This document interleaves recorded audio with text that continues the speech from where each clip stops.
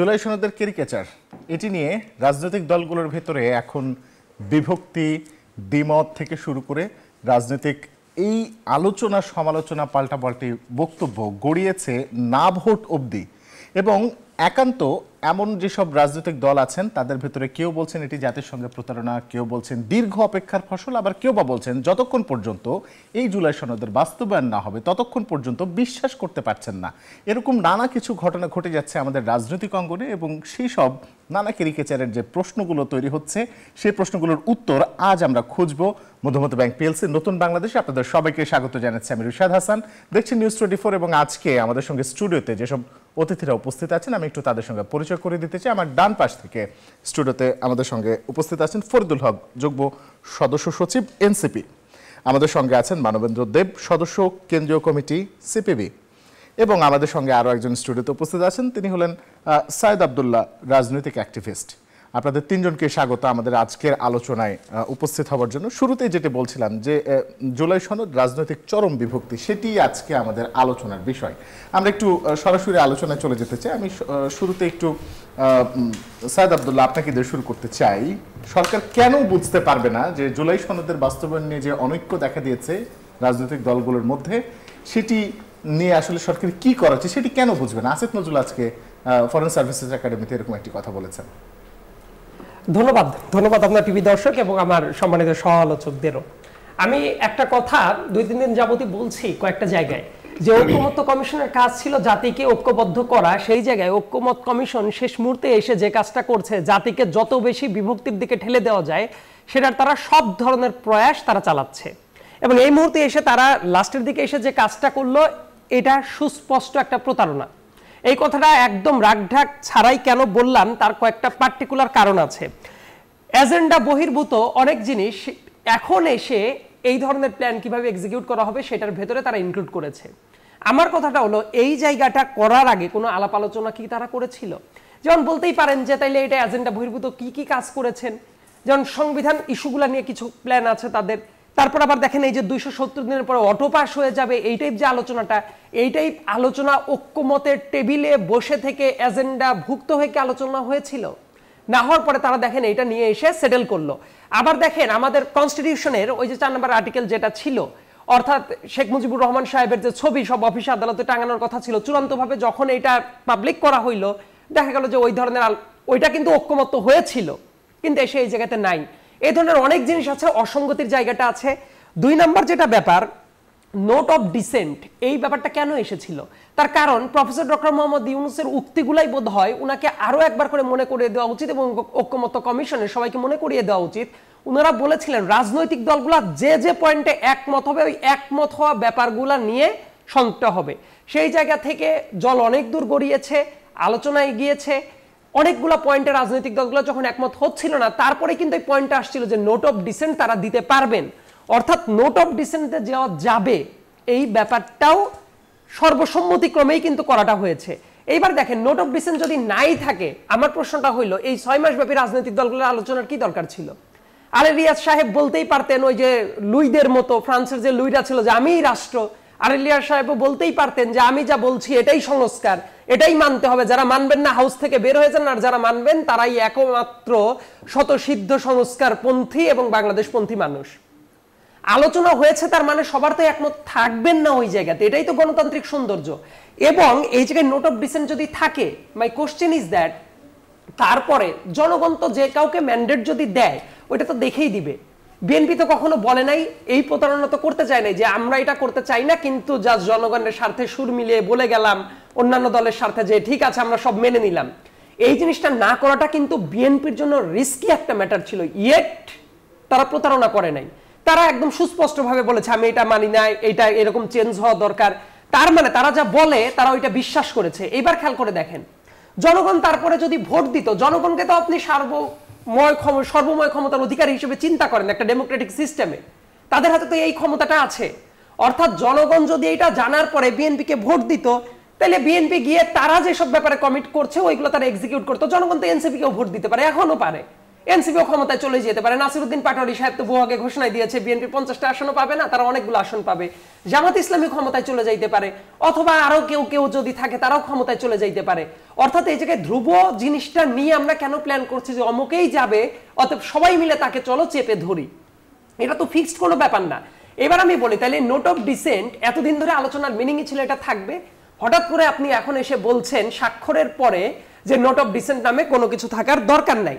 কিন্তু note of dissent নিয়ে আসলে সুস্পষ্টভাবে আলী রিয়াজ যেটি বলেছেন সেটি হচ্ছে নোট অফ ডিসেন্ট যেই বিষয়গুলোতে নোট অফ ডিসেন্ট দিয়েছে রাজনৈতিক দলগুলো সেগুলো চাইলে সরাসরি তারা জনগণের কাছে নিয়ে যেতে পারেন।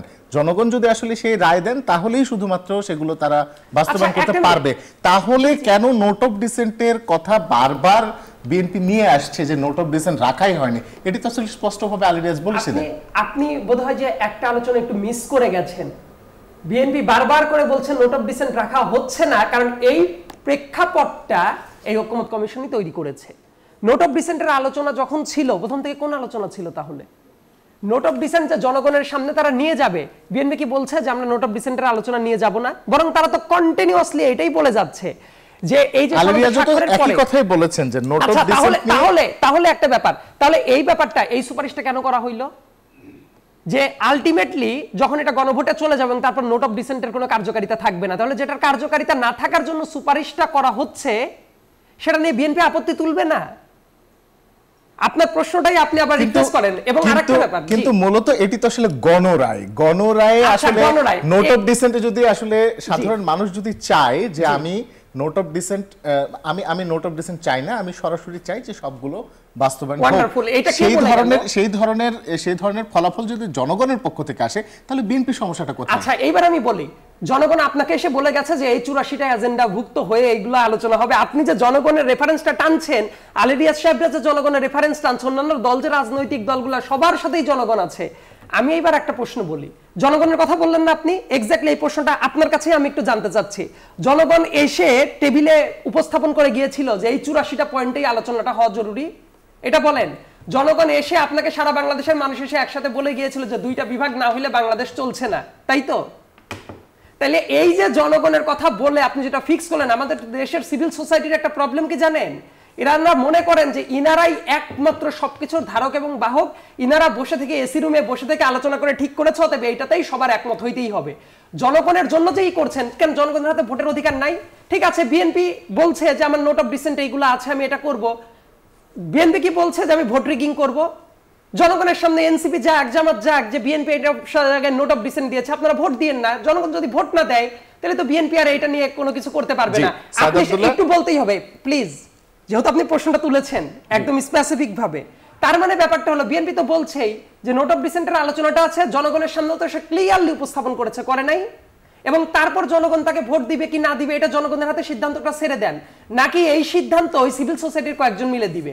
এবং এই আলোচনার পরবর্তীতে যে ব্যাপারটা দাঁড়ালো, এটা চাওয়ার পরে যারা এই সনদে সাইনই করে নাই তারা যদি এসে বলে যে এইটা কাবিননামার মতো, ভাই তুমি সাইন করে ফেলছো, এখন আর বিয়ে বাদলের জায়গাটা নাই, এই যে আলোচনায় আমরা যাব, এটি নিয়ে সুস্পষ্ট আলাদা প্রশ্ন আছে আপনার কাছে, আমরা আসবো। মানবেন্দ্র দেব, একটু আপনার কাছে আসি। রাজনৈতিক দলগুলোকে এত সময় দেবার পরেও জুলাই সনদের বাস্তবায়নের রূপরেখা তারা নিজেরাই কেন ঠিক করতে পারলেন না? কেন কমিশনকে এই খসড়া প্রস্তুত করে দিতে হলো? আমি ধন্যবাদ আপনাকে। সেটা হচ্ছে রাজনৈতিক দলগুলোকে এত সময় দেওয়া না, রাজনৈতিক দলগুলো ঐক্যমত কমিশনকে এত সময় দিয়েছে।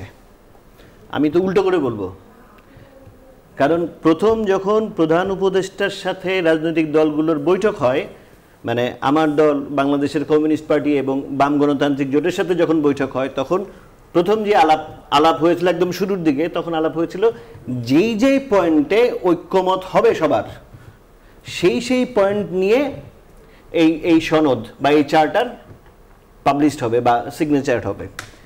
এরপর সেই জল গড়ালো যে যখন ভিন্ন মত, তাদের চাপানো বিষয়গুলো মানছে না কেউ বা একমত হচ্ছে না, তখন সে বলল যে ঠিক আছে তাহলে নোট অফ ডিসেন্ট দেয়া যাবে, যেটা ক্রোনোলজিক্যালি উনি বললেন, সমালোচক বললেন।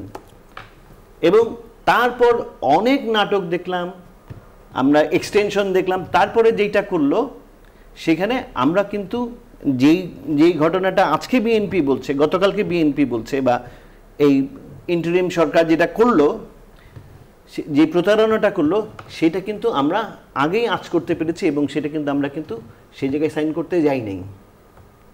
প্রথম প্রতারণা মানে প্রথম কথার বরখেলাপ, যে ঐক্যমত হবে যেই যেই পয়েন্টে, এখন হচ্ছে কি তার সাথে আমার আদর্শিক ঐক্য তো হবে না, ওনার সাথে আমার আদর্শিক ঐক্য হবে না। আমরা তো এখানে সবগুলোকে একই আদর্শে লীন করার জন্য তো ঐক্যমত কমিশন হয় নাই। জুলাই অভ্যুত্থানের পরে, গণ অভ্যুত্থানের পরে বাংলাদেশে যেই যেই জায়গায় রিফর্ম দরকার, যেই জায়গায় সংস্কার দরকার, সেই সংস্কারগুলো করার ক্ষেত্রে আমরা কোন কোন জায়গায় রাজনৈতিক দলগুলো ঐক্যমত পোষণ করি, তার জন্য ওই ঐক্যমত কমিশন গঠন করা হলো। তো সেই জায়গায় এবং আপনি যতক্ষণ পর্যন্ত তাদের আলী রিয়াজ সাহেব বা ঐক্যমত কমিশনের এজেন্ডার সাথে সহমত পোষণ করবেন, এবং আমাদের যে পুরনো রাজনৈতিক কালচার, এই সহমতের কালচার, সেটা পর্যন্ত যতক্ষণ পর্যন্ত যাবেন, ততক্ষণ পর্যন্ত আপনি তার আস্থার মধ্যে থাকবেন। এবং এটা তো জোর জবরদস্তির বিষয় না। এবং একই রকমের, এবং ধরেন গতকাল যেটা হচ্ছে গিয়ে প্রফেসর আসিফ নজরুল সাহেব বলেছেন, এবং আমরা প্রশ্ন করতে চাই তাদের আসলে এজেন্ডাটা কি, তাদের পরিকল্পনাটা কি। আমার তো মনে হয় না যে কোনো কিছু তাদের পরিকল্পনার বাইরে। এই ঐক্য নাম নিয়ে যে অনৈক্যের খেলা, জাতিকে বিভাজনের যে খেলা, এই খেলা কি আসলে ফেব্রুয়ারির যে নির্বাচন, তারা যে নির্বাচনের কথা বলেছে, সেই নির্বাচনকে ডিস্টার্ব করার জন্য, সেই নির্বাচনকে পিছিয়ে দেওয়ার জন্য, সেটাকে ভণ্ডুল করবার জন্য? কারণ এই ঘটনা ঘটলে এখানকার যে স্টেক হোল্ডাররা আছে, তাদেরকে আপনি একটা সাইন করাইলেন এবং আপনি জমা দিলেন আরেকটা, এটা কি ভয়ঙ্কর মাত্রার প্রতারণা এবং বিশ্বাসঘাতকতা। এটা ভাবা যায় না। এটা একটা কোনো গণতান্ত্রিক সমাজে, একটা সভ্য সমাজে এরকমটা হইতে পারে না। এটা তাদের যে সার্টিফিকেটগুলো আছে, সেই সার্টিফিকেটগুলোর সাথে তো ইনজাস্টিস। জি, অনেক অনেক অনেক ধন্যবাদ। আপনার কাছে আবারও আসবো। ফরিদুল হক, একটু আপনার কাছে আসি। আমরা নাসিরউদ্দিন পাটোয়ারিকে একটু কথা বলতে শুনেছি কিছুক্ষণ আগে। সাইদ আব্দুল্লাহ বলছিলেন কাবিন হয়েছে, না বলার সুযোগ নেই। আবার এরকমও বলা হয়েছে যে বিএনপির জন্ম হয়েছে হা ভোটে, মৃত্যু না ভোটে, এরকম একটি মন্তব্য তিনি করেছেন। এই মন্তব্যের আসলে ব্যাখ্যাটা কি? আচ্ছা, ধন্যবাদ আপনাকে আমাকে আমন্ত্রণ জানানোর জন্য। সম্মানিত সহ-আলোচকদেরকে এবং দর্শকদেরকে শুভেচ্ছা। এটা তো আসলে পলিটিক্যাল বক্তব্যের মধ্যে কিছুটা রেটোরিক্যাল বক্তব্য থাকে, তো এটা নিয়ে আমরা যদি ধরেন বিশ্লেষণাত্মক আলাপ করতে যাই তাহলে কিছুটা মুশকিল। তবে দুঃখজনক ব্যাপার হচ্ছে যে আমরা কিন্তু মোটা দাগে জুলাই সনদ নিয়ে আমাদের মধ্যে মোটা দাগে ডিবেটের জায়গাটা কিন্তু কম। আমাদের মধ্যে স্পিরিটের জায়গাতে আমাদের বেশিরভাগের মধ্যে ঐক্যমত আছে। এবং ধরেন যে আমাদের যে জায়গাগুলোতে ডিবেট, এটা আসলে মেজর না। খেয়াল করেন আমাদের ডিবেট হচ্ছে কোথায়? গণভোট নির্বাচনের আগে না গণভোট নির্বাচনের দিন। গণভোট প্রশ্ন নিয়ে কিন্তু আমাদের মধ্যে এখন ডিবেট নাই। গণভোট লাগবে এই জায়গাতে কিন্তু আমরা একমত। ইভেন গণভোটের মধ্য দিয়ে আমরা পরবর্তী নির্বাচিত পরিষদকে একটা কনস্টিটিউয়েন্ট পাওয়ার দিব, সেই প্রশ্নেও আমরা সবাই একমত। খেয়াল করেন, এটা কিন্তু খুব মেজর প্রশ্ন। মেজর জায়গাতে কিন্তু আমরা একমত, কিন্তু আমরা মাইনর জায়গাতে। সালাউদ্দিন সাহেব বলেছেন যে নির্বাচন সংস্কার, সংবিধান সংস্কার পরিষদ, এই শব্দটা কোথা থেকে আসলেন? তিনি খুব বিস্ময় প্রকাশ করেছেন। না, সংবিধান সংস্কার পরিষদ ধরেন উনি অন্য নাম বলতে পারেন। কনস্টিটিউয়েন্ট পাওয়ার নিয়ে উনি কিছু দ্বিমত করেছেন লাস্ট যে ইয়েতে, এটা আমার জানা নেই। আমি যতটুকু জানি উনি এটা নিয়ে একমত করেছিলেন। কনস্টিটিউয়েন্ট পাওয়ার যদি আপনি নেক্সট পরিষদকে না দেন, তাহলে তো গণভোটের আপাতত কোনো দরকার নেই। হ্যাঁ, গণভোটের দরকার নেই। তো সেক্ষেত্রে আবার অনেকগুলো প্রশ্ন নতুন করে শুরু হবে। আমি সেই পুরনো আলাপ নতুন করে করতে চাচ্ছি না। যেটা আমাদের অলরেডি সেটেলড হয়ে গেছে সেগুলোর মধ্যে আসলে আমি যেতে চাই না। সো এখন যে জায়গাটা হয়েছে যে ধরেন এই যে যেই প্রশ্নটা নিয়ে আসলে বিএনপির প্রবল আপত্তি, নোট অফ ডিসেন্টের প্রশ্ন। নোট অফ ডিসেন্টের প্রশ্নটা আমি ঠিক শিওর না বিএনপির নেতারা কি এটাকে আসলে ভেটো বুঝতেছে কিনা। আমার যতটুকু বোঝাপড়া, আমি এত আইন বুঝি না, রাজনৈতিক বোঝাপড়াও এত পরিষ্কার না। আমার কাছে মনে হচ্ছে যে ওনারা নোট অফ ডিসেন্টকে ভেটো মনে করতেছেন, যে ভেটো মানে আমি না বলছি তার মানে এটা হবে না। কেন দেখেন, ভেটো হইলে যেটা প্রবলেমটা হয়, আপনাদের মনে থাকার কথা, ঐক্যমত্য কমিশন যখন শুরু হয় তখন কিন্তু 166টা প্রস্তাব নিয়ে শুরু হয়েছিল। এরপরে কিন্তু 166 থেকে এটা 84টা প্রস্তাবে আসে, বাকি প্রস্তাবগুলো কিন্তু বাতিল হয়ে যায়। কারণ হচ্ছে ওইগুলোতে আমরা মানে আলাপ করতে চাইনি। 82টা প্রস্তাবে কিন্তু রাজনৈতিক দলগুলো বাতিল করে দেয়, খেয়াল করেন, প্রায় অর্ধেক। এই 84টার মধ্যে 48টা প্রস্তাব হচ্ছে সংবিধান সম্পর্কিত, এবং এর মধ্যে 36টা প্রস্তাবে কারো না কারো নোট অফ ডিসেন্ট আছে। এখন নোট অফ ডিসেন্টের ব্যাপারটা আমি যেভাবে বুঝি যে বেশিরভাগ মানুষ একমত, কেউ একজনের দ্বিমত আছে। ধরেন কোর্টে আমাদের যে ধরেন পঞ্চদশ সংশোধনী বাতিলের যে কোর্টের যে রায়টা হইল, ওই রায়ে কিন্তু ধরেন অ্যাবসলিউট ছিল না, সবাই একমত ছিল না। এটা হলো 4-3 সম্ভবত, সাইদ আব্দুল্লাহ আরো ভালো বলতে পারবেন, উনি আইনের মানুষ। 4-3 এটা পাশ হয়েছিল, এটা কিন্তু মেজরিটি হয়নি। তার মানে ওই 3 জনের কিন্তু নোট অফ ডিসেন্ট ছিল, তারপরে কিন্তু 4 জন হওয়ার কারণে ওইটা পাশ হয়ে গেছিল। তা আমি জানি যে নোট অফ ডিসেন্ট এভাবে কাজ করে। এখন বিএনপি বড় রাজনৈতিক দল, পুরনো রাজনৈতিক দল, এবং তারা রাষ্ট্র ক্ষমতা পরিচালনা করছেন, নিশ্চয়ই তারা যেটা বলবে এটা হয়তো বা নোট অফ ডিসেন্ট তখন ভেটো হয়ে যেতে পারে, এটা হতে পারে, আমি ঠিক শিওর না। এখন তাহলে ওইভাবে যদি ধরা হয়, তাহলে মনে করেন যে নোট অফ ডিসেন্ট যদি আমরা একমত হই, সেক্ষেত্রে আসলে 12টা প্রস্তাব আসলে টেকে সংবিধান সম্পর্কিত, এবং সংবিধানে আসলে মৌলিক কোনো পরিবর্তন তেমন একটা হয় না। সো মানে পাওয়ার স্ট্রাকচারের কোনো মৌলিক পরিবর্তন হয় না। এখন এই সংকটগুলো তখন থেকে যায়। তো আমরা এখন দেখা যাক, এটা তো আসলে সরকারের কোর্টে বল, সরকার এটা ঠিক করবে। তবে আমরা যেটা বুঝতে পারছিলাম যে আমাদের কিন্তু এই জায়গাটাতে আলাপ ছিল না, আমাদের আলাপের জায়গাটা ছিল মূলত যে এই যে গণভোটের প্রক্রিয়া, এই আদেশটা কে দিবে, আদেশের মধ্যে কনস্টিটিউয়েন্ট পাওয়ার দেওয়া থাকবে কিনা, এবং এই কনস্টিটিউয়েন্ট পাওয়ারটার মধ্য দিয়ে পরবর্তী পরিষদের কাছে এই সংবিধান পরিবর্তন করার এই ক্ষমতাটা দেওয়া হবে কিনা, এই পুরো প্রক্রিয়াটা আমাদের সামনে পরিষ্কার করতে হবে। এটা না হলে আমরা সাইন করব না, এটাই ছিল আমাদের জায়গাটা। এখন ওনারা হয়তোবা ওনাদের জায়গা থেকে ওনারা পরিষ্কার ছিলেন যে এটা এইভাবে হবে, এই জন্য ওনারা সাইন করেছেন, এরকম হতে পারে, আমি ঠিক জানি না। অথবা ধরেন ওনারা ভাবছিলেন যে এটা একটা রাজনৈতিক দলিল, সাইন করে দেই, কি আর হবে, মানে আমাদের এখানকার রাজনৈতিক দলগুলোর যে চর্চা আর কি, সাইন করে দিই, পরে আর কি আর হবে, পরে করলে করলাম, না করলে নেই, এরকম হয়তোবা কিছু একটা ব্যাপার ছিল। নাহলে ওনারা এত রিয়াক্ট কেন করলেন আমি ঠিক জানি না। তারপরে যাই হোক, গণভোট প্রশ্নে যদি ধরেন আমরা একমত থাকি, গণভোট আগে পরের তর্কটা আসলে মাইনর। গণভোট আমরা কেন করতেছি, সেই গণভোটের মধ্য দিয়ে জনগণ আসলে কি পাওয়ার এক্সারসাইজ করতেছে, এবং পরবর্তী পার্লামেন্টকে সে আসলে কি পাওয়ার দিচ্ছে, এইটা সেটেলমেন্ট করা হচ্ছে মেজর ইস্যু। গণভোটের আগে পরের তর্কটা হচ্ছে মাইনর ইস্যু। আমাদের এখানে বারবার যেটা হয়েছে যে ধরেন আমাদের লোয়ার হাউস যদি ঠিক থাকে, তাহলে আপার হাউসের পিয়ার থাকবে কি থাকবে না, এটা হচ্ছে মেজর ইস্যু। সেই জায়গার তুলনায় একটা রাজনৈতিক দল কিংবা একটা রাজনৈতিক জোট আপনার ধরেন আমাদেরকে লোয়ার হাউস পিয়ারের আন্দোলনে নিয়ে গেল, তাও নিল কখন, যতক্ষণে আমাদের জুলাই সনদের প্রস্তাবনার আলাপগুলো শেষ। 31শে জুলাইতে তো আলাপগুলো শেষ হয়ে গেল, তারপরে এটি নিয়ে গেল। তার মানে সমস্যাটা হচ্ছে যে আমাদের যে আলাপটা মেজর করা দরকার, সেই আলাপটা অনেক সময় আমরা মেজর না করে আমরা মাইনর আলাপটাকে মেজর করে ফেলি, তাতে মেজর আলাপটা আসলে নিচে পড়ে যায়।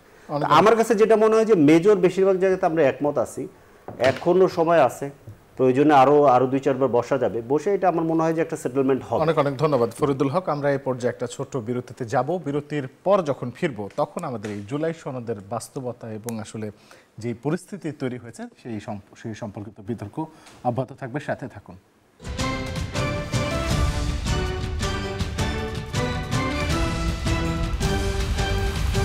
বিরতির পর স্বাগত, দেখছেন নিউজ 24, চলছে মধুমতি ব্যাংক পিএলসি নতুন বাংলাদেশ। আপনাদের সঙ্গে আছে রিশাদ হাসান। সাইদ আব্দুল্লাহ, একটু আপনাকে দিয়ে এবার শুরু করতে চাই। ঐকমত্য কমিশনের বৈঠক থেকে ঐকমত্য কমিশনের যে জুলাই সনদ বাস্তবায়নের খসড়া, এখন পর্যন্ত বিএনপি যখনই কোনো কিছুর বিরুদ্ধে গিয়েছে, কোনো না কোনোভাবে বিএনপির বিরুদ্ধে গিয়েছে, তখনই বিএনপি খুব মানে বিপরীত প্রতিক্রিয়া দেখেছে এবং খুব চরমভাবে তাদের প্রতিক্রিয়া দেখিয়েছে।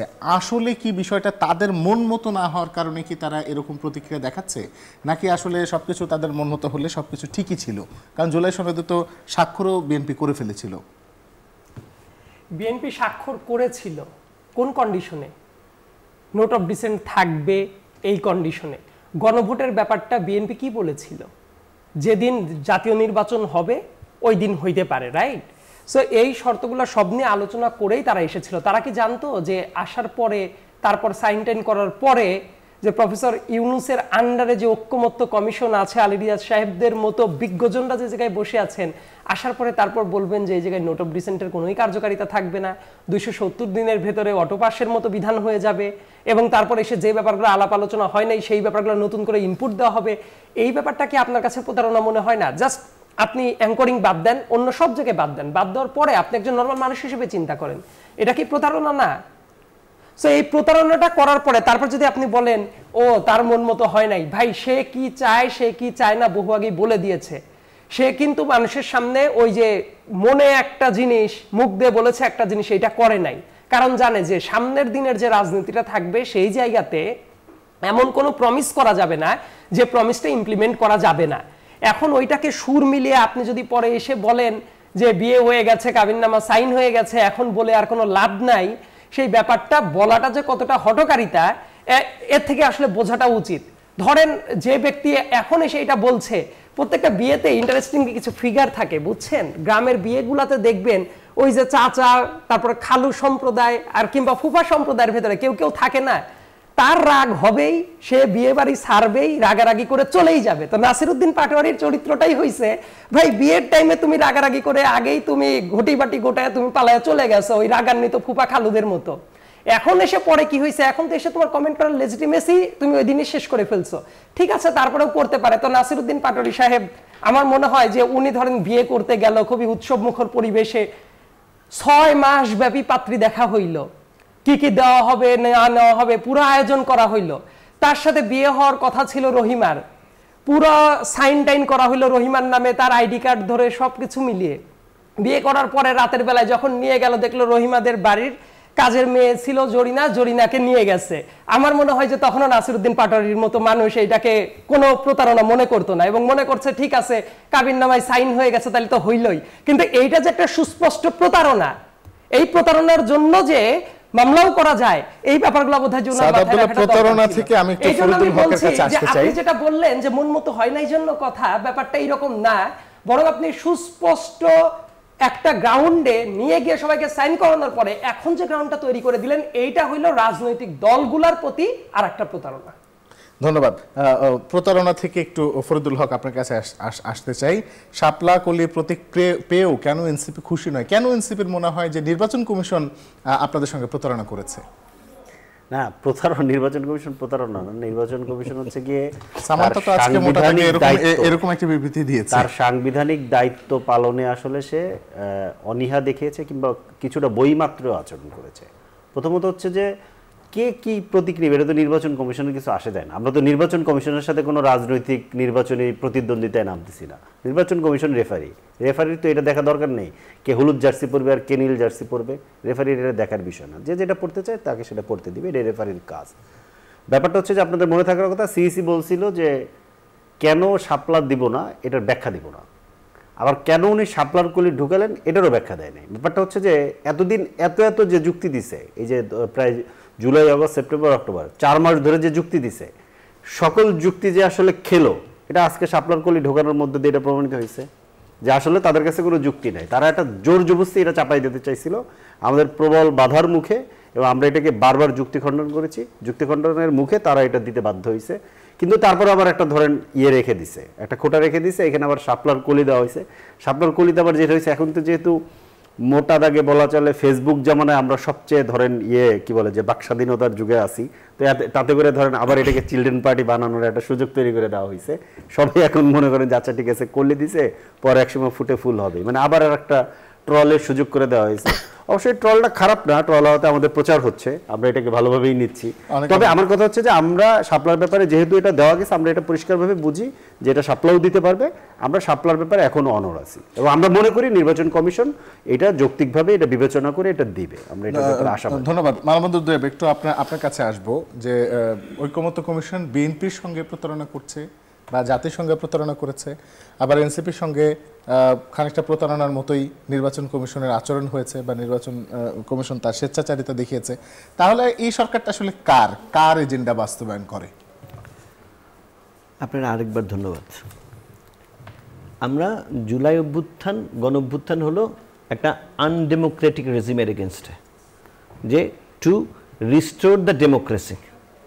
কিন্তু ওইটা করতে যে আমরা ঐক্যমত কমিশন করলাম, আমরা একটা অন্তর্বর্তী সরকার করলাম, আমরা একটা ইলেকশন কমিশন, অন্যান্য ইনস্টিটিউশন চেঞ্জ করলাম, প্রত্যেকটা জায়গায় আমরা যেহেতু একটা ফ্লোয়ের মধ্যে ছিলাম, প্রত্যেকটা জায়গায় যে দেখলাম যে ওই ফরমেশনের মধ্যেই গলদ।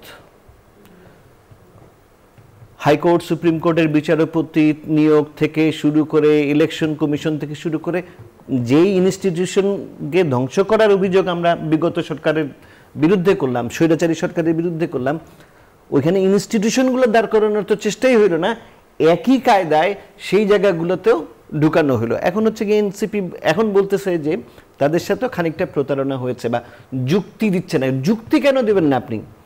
শাপলা দেয়া না দেয়া নিয়ে আমাদেরও ওপিনিয়ন আছে বা যুক্তি আছে, কিন্তু নির্বাচন কমিশন কেন যুক্তি দেবে না? ঐক্যমত কমিশন 270 দিনের পরে যদি এটা বাস্তবায়িত না হয়, তাহলে এটা স্বয়ংক্রিয়ভাবে বাস্তবায়িত, মানে চালু হয়ে যাবে, অটো পাস হয়ে যাবে। বিভিন্ন ধরনের আলোচনা, টার্মিনোলজি হচ্ছে, মানে এইটা কতখানি ফেসিস্টিক, এটা কতখানি অটোক্রেটিক, মানে এইটা একটু ভাবেন যে তুমি মানো কি মানো না, পাবলিক কি বললো না বললো, এর মধ্যে আমরা গণভোট নিয়ে আমরা বিবেচনা করি গণভোট অপ্রয়োজনীয়, এটা আমরা ঐক্যমত কমিশনে বলেছি, তারপরেও সেটা সেখানে ইনকর্পোরেট করা হয়েছে। কিন্তু এখানে পাবলিক, জনগণ যেটা বলবে সেটা কোনো বদল করার কোনো কারণ নেই। এখন প্রত্যেকটা বিষয় সেই ওই একই কায়দায়, ওই ফেসিস্টিক কায়দা এটা চাপায় দিতে হবে। যখনই মানে আপনি তো তারে জিজ্ঞেস করলেন যে বিএনপি কি রেগে যাচ্ছে নাকি, তো মানে এখানে তো যেই পয়েন্টে ঐক্যমত কমিশন বলেন, চিফ অ্যাডভাইজার বলেন, টোটাল এন্টায়ার অন্তর্বর্তী সরকার বলেন, তার ইনস্টিটিউশনগুলা, কোর্ট বলেন, প্রধান বিচারপতি কি করলেন? এই মানে উনি তো আইন জানেন, প্রধান বিচারপতি তো কন্টেম্প্ট অফ কোর্ট করছে। 3 জন বিচারপতিকে সে যে জামিন দেওয়ার বিষয়ে শোকজ করছে ওপেনলি, সেইটা এক ধরনের, কারণ বিচারপতিরা তার এজলাসে স্বাধীন, তার লিগাল গ্রাউন্ডে সে স্বাধীন, সে তার অভিমত দিতে পারে, সেটা নিয়ে রিভিউ হইতে পারে, অন্য অনেক বিচারিক পদ্ধতি আছে, সেগুলোতে যাইতে পারে, এটা করতে পারে না। জি নাম্বার প্রত্যেকটা বিষয় আমাদেরকে ওই জায়গাটাই মনে করায় দেয় যে আমরা যে গণ অভ্যুত্থানের মধ্য দিয়ে বাংলাদেশ আসলো, যেই গণতন্ত্রের স্বপ্নের জায়গায় গেল, এই প্রত্যেকটা কর্মকাণ্ড কোনো জবাবদিহিতা নাই, কারো কাছে কারো প্রতি কোনো জবাবদিহিতা নেই, কারো কাছে কারো কোনো কমিটমেন্ট নাই। তবে একটা বড় প্রশ্ন হয়, তার কমিটমেন্ট কার কাছে, তার জবাবদিহিতার জায়গা কার কাছে? কে বলছে? কোন জনগণটা এসে বলছে, কোন পলিটিক্যাল পার্টিটা এসে বলছে যে তোমাকে ডিসেম্বরের মধ্যে ওই বন্দরের চুক্তিটা করতে হবে? কোন পলিটিক্যাল পার্টি, কোন মানুষটা এসে বলছে তোমার হচ্ছে মিয়ানমারের সীমান্তে ওই করিডোর দিতে হবে? কে বলছে যে 15,000 কোটি টাকার প্লেন, ফাইটার বিমান হচ্ছে চীন থেকে তোমারই কিনতে হবে? তার দায়িত্ব ছিল একটা নির্বাচন, একটা দেশকে একটা জনগণের ক্ষমতা, জনগণের প্রতিনিধির হাতে তুলে দেওয়া, তারপরে তারা সিদ্ধান্ত নেবে। তার তো ম্যানিফেস্টো থাকবে, সেই ম্যানিফেস্টোর মানে সেই জায়গায় কমিউনিস্ট পার্টি কি ম্যানিফেস্টো করবে সেটা আলী রিয়াজ সাহেব ঠিক করে দেবেন না, সে মানে এটা তার দায়িত্ব না, তার এটা এখতিয়ার না। বিএনপি কি করবে বা এনসিপি কি করবে সেটা তারা ঠিক করে দেবে না, বা বিএনপি আমার ম্যানিফেস্টো ঠিক করে দেবে না, আমি এনসিপির ম্যানিফেস্টো ঠিক করে দেব না, এটা মানবেন্দ্রদেব ধন্যবাদ। তো সুতরাং এই জায়গায় আমরা কোন জায়গায় আছি, তাদের কমিটমেন্ট, তাদের অ্যাক্টিভিটিস নির্ধারণ করছে তাদের কমিটমেন্ট কোন জায়গায়। যে বাংলাদেশ পন্থার কথা বলছেন ওনারা, সেই বাংলাদেশ পন্থায় ওনারা নাই। অনেক অনেক ধন্যবাদ। আমরা এই মুহূর্তে ছোট্ট একটা বিরতিতে যাব, বিরতির পর যখন ফিরবো তখন আমাদের বাকি আলোচনা থাকছে, সঙ্গে থাকুন।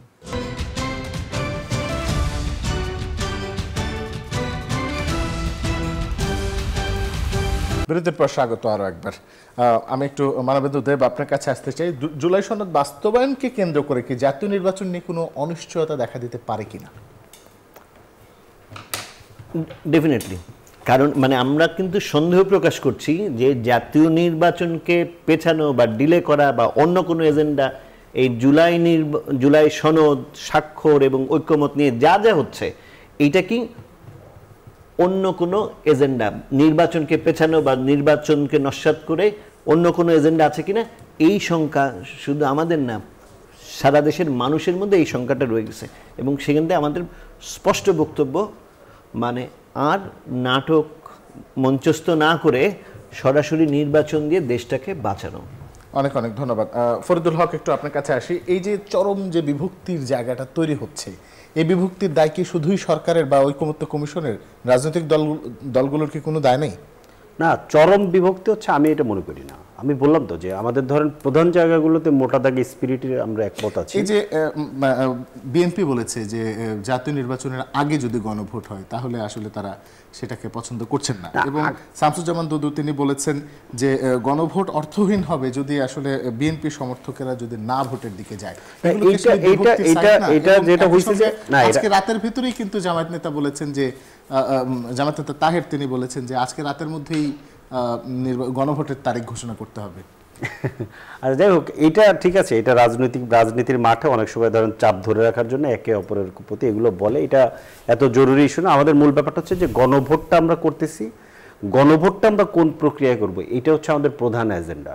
আগে পরের বিষয়টা আমরা পরেও সেটেল করতে পারবো। গণভোটটা কি প্রক্রিয়া হবে, গণভোটটা কি আমরা শুধুমাত্র এটা দেখানোর জন্য একটা ভোট করব, না গণভোটের মধ্য দিয়ে আমরা একটা কনস্টিটিউয়েন্ট পাওয়ার পরবর্তী নির্বাচিত পরিষদের কাছে দিব, এটা হচ্ছে মেজর কোশ্চেন। ওইটা সেটেল হতে গেলে আগে পরে নিয়ে এত সমস্যা হবে না, এবং আগে পরে নিয়ে আমরা খুব বেশি চিন্তিত না। আমরা মনে করি যে এটা বাংলাদেশের মানুষ ওই জায়গাতে আছে, বাংলাদেশের মানুষ যখনই হোক মানুষ এটার পক্ষে থাকবে এবং এটাকে ব্যাপকভাবে কি বলে যে এটাকে ব্যাপকভাবে বিজয়ী করবে। আরেকটা ব্যাপার হচ্ছে যে গণভোটকে ফেস করা আমাদের সবার আসলে ওই ইয়েটা থাকা উচিত। এটা আমি মনে করি যে সবারই এটা থাকবে শেষ পর্যন্ত। গণভোটে জনগণ যে সিদ্ধান্ত দিবে সেই সিদ্ধান্ত আমরা মেনে নিব, সেটা থাকা উচিত। সাইদ আব্দুল্লাহ, একটু আপনার কাছে আসি। জামাত বলেছে তারা বিএনপির জন্য অনেক স্যাক্রিফাইস করেছে, তারা এখন আর স্যাক্রিফাইস করতে চায় না, তারা নভেম্বরের মধ্যে গণভোট চায়। বিএনপি কি কখনো জামাতের জন্য স্যাক্রিফাইস করেছে? যেটার কথা বললেন, জামাত ইসলামী তো অনেক সময় অনেক কথাই বলে, তাদের উত্তর তারাই দিতে পারবে, তাদের উত্তর আমি এসে দিয়ে যাইতে পারবো না। কারণ তারা ক্ষণে বিক্ষণে এমন অনেক মন্তব্যই করে যে ব্যাপারগুলো আসলে মনে হয় না, মানে যে কোনো একজন মানুষ এটা শুনলেই বুঝতে পারবে যে তারা আসলে কি বলতে চায়, তারা না বলতে চায়। বিএনপির জন্য অনেক স্যাক্রিফাইস করেছে এবং বিএনপি তাদের জন্য কোনো কিছু করে নাই, অমুক তমুক যে ধরনের কথাবার্তা বলে এটার উত্তর আসলে মানুষের কাছেই আছে। মানে এই টাইপ কথা নিয়ে যে আলোচনাও করতে হবে এই ব্যাপারটাই অবিশ্বাস্য। এই জন্যই আমি আপনার দর্শকের উদ্দেশ্যেই ছেড়ে দিলাম। তবে আমি যেটা কমেন্ট একটা জায়গায় করতে পারি, এই মুহূর্তে এসে এই যে নভেম্বরের ভেতরে গণভোট হইতেই হবে, তাড়াতাড়ি এটা গণভোটের শিডিউল দিয়ে দেন, অমক তমক, আমি জাস্ট একটু আস্তে করে মনে করিয়ে দিতে চাই। খেয়াল করে দেখেন, এই সরকার প্রথম দিকে কি বলতো, ওই জানুয়ারি থেকে শুরু করে জুনের ভেতরে ইলেকশন হবে, তারপর ঠিক হইল কি এপ্রিল থেকে জুনের ভেতরে, ফেব্রুয়ারি থেকে জুনের ভেতরে, তার আগে করা সম্ভব না, রাইট? একটা গণভোটও তো ন্যাশন ওয়াইড করতে হয়, তাহলে সরকারের একটা ইলেকশন করার মতো প্রস্তুতি ছিল না। প্রস্তুতি অর্জন করার জন্য অনেক ঠেলে ঠুলে ফেব্রুয়ারি পর্যন্ত নিয়ে আসা গেল। তার মানে সরকার ওই টাইমের অবস্থান কি, এবং অন্যান্য দলেরও, তারাও কিন্তু বলেছে তাদের কোনো দ্বিমত নাই। যেমন কি বলেছিল তাদের এই জায়গায় দ্বিমত আছে, বলে নাই। তার মানে সরকারের, তাদের কথা দিয়ে তাদের উত্তরটা দেই, সরকারের নিজস্ব ভাষ্য অনুযায়ী তাদের ফেব্রুয়ারির আগে কোন প্রস্তুতি ছিল না ইলেকশন করার, কিন্তু এখন হুট করে নভেম্বরে এটা করার প্রস্তুতি এসে গেল। তাহলে সরকার তো অনেক ক্যাপাসিটি, নভেম্বরের ভেতরে জাতীয় ইলেকশন করুক। অনেক অনেক ধন্যবাদ, অনেক অনেক ধন্যবাদ আপনাদের সবাইকে আমাদের সঙ্গে স্টুডিওতে উপস্থিত হওয়ার জন্য। আজকের মতো এই পর্যন্ত। প্রতি রবি থেকে বৃহস্পতি রাত 9টা থেকে 10টা দেখুন মধুমতি ব্যাংক পিএলসি নতুন বাংলাদেশ। আজকের মতো এখানেই শেষ। শুভরাত্রি।